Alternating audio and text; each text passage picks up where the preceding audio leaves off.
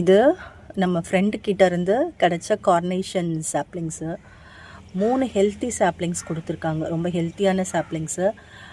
இது என்னென்னு பார்க்குறீங்களா? நம்ம பொதுவாக வந்து நாற்றுக்கள்லாம் வாங்கும்போது சின்ன சின்ன பையில் பிளாக் கலர் கவர் இல்லைன்னா சின்ன நெட் கப்பில் வச்சுருப்பாங்க இல்லையா? இது அடுத்த ஸ்டேஜ். இது வந்து பேப்பர் பேக்கு. இந்த பேப்பர் ப்ளக்கில் வந்துட்டு இப்போது நாற்று வந்து ப்ரொடியூஸ் பண்ணுறாங்க.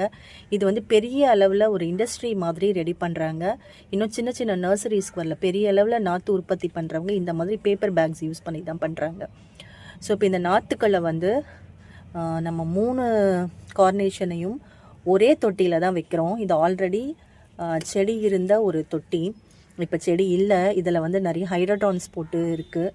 ஸோ சாயில் வந்து ரொம்ப ஹெல்த்தியான சாயிலில் இந்த 3 கார்னேஷன்ஸையும் வைக்கிறேன்.